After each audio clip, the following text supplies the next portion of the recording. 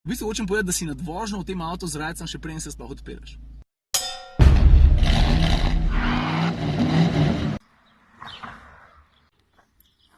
Ura 5:32, tako kot ponavadi, ne vem, zakaj si to delam.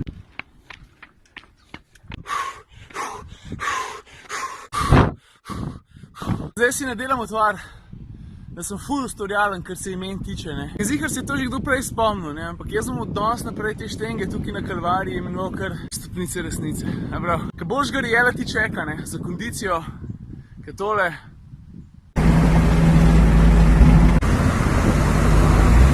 Ta rdeč triumf, ne, mislim, bolj popolnega uvoda v sladko-kisle tega avtomobila Abartha sploh ne bi mogli imeti. Zdaj, če se sprašuješ, ne, kaj ima en čistokrven angleški roadster sploh veze s tem avtom tukaj? Bom prav dolgo zgodbo močno skrajšal. A veš, osnovna ideja za Mazdo MX-5 je dal en avtomobilski novinar, ki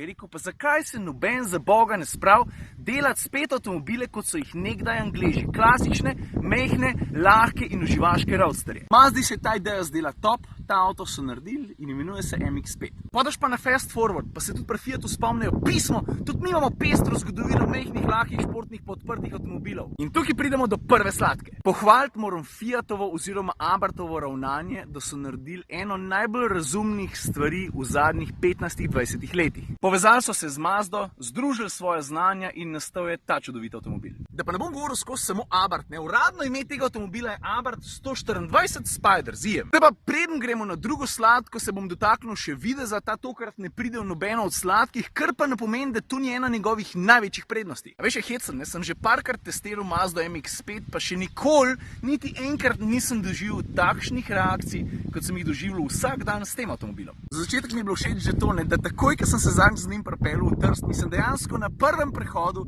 se je nekdo ustavil pa je naredil. Veš, kako je ta italijanski ponos ob italijanskem avtomobilu lušten videti? Zdaj, stvari, ki govorijo o njegovo prid, so jasne, ne? Za začetek že kar agresiven videz, ker ta gobec je čist nekaj drugega, kot pri minimalistični MX-5. Dvobarvna karoserija moram priznati, da ni po mojem okusu, ne? Ampak ne moram pa zanikati tega, da je ful učinkovita. En recimo najbolj zgleda z tega lekota. Pa 4 rori za 1,4-litrski motor. Če to kdo lahko odpul, ne, so to Italijani. Pa lahko se lepo Bilsteinove fedre, vidite to? A?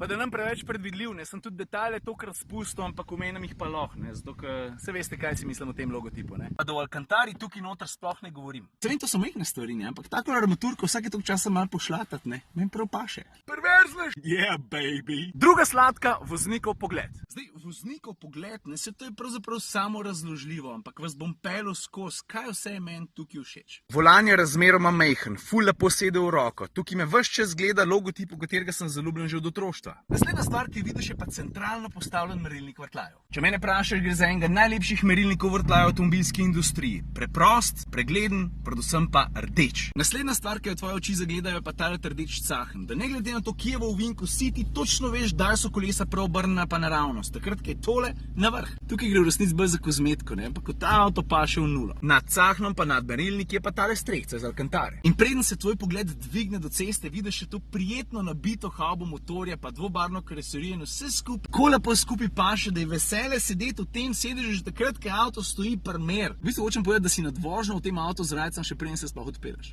Tretja sladka, pogonski sklop, tukaj ima v mislih valjda motor pa menjalnik, čeprav se bo menjalnik pojavil tudi pri kislih. Evo ga.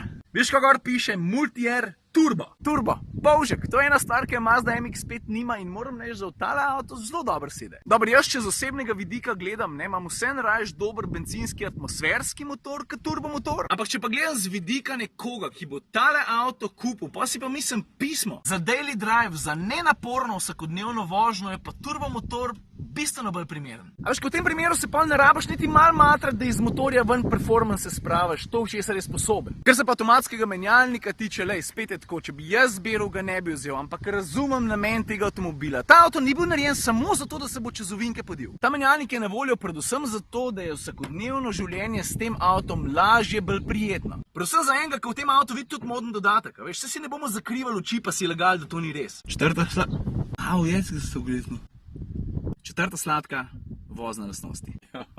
Pohvalno je to, da se Abarth ni kaj dost vtikal v Mazdine nastavitve, je pa res, da je ta avto vsem malo mehkejši, predvsem na sprednjem delu. Podvozje je vsem mečkim bolj naštimano na podvozje, kar pa ne pomeni, da ta avto ni bolj zabavno v ovinkih kot 99% avto, ki jih vidiš na cesti, kadarkoli na njo pogledaš. In najbolj fajn od vsega je to, da ti ne rabiš iskati neke gorske ceste ali pa dirkališča, da bi užival v tem, kar so inženirji tam spodaj pripravili. A veš, fora tega avta je, da ti v vožnji uživaš že v rondojih. Kaj šele na odprtih ovinkih. Pa upoštevi še mere pa maso. Ta avto je dolg malenkost čez 4 metre, tehta pa malo več kot tono. Ker se pa cene tiče, osnovnega Abartha dobiš za 39 €, tale pa še malo dražji, ki ima tudi avtomatski menjalnik, kar pomeni, da je tam med 41 pa 42. Ok, prva kisla menjalnik. Kot jim rekel, je za frajard, pa za športno vožnjo, recimo, da tudi še kar, ampak vsem bi moraš ročnega. Ni bliskovito, hiter, pa odziven tudi ne, je pa res, da kar se tiče udobja, boljšega izdelka za ta avto skoraj ne bi mogel najti. Za športno vožnjo na Pohorje ali pa nazaj dol bi pa vsem raje ročnega. A veš unga, ki sam takole šaltaš.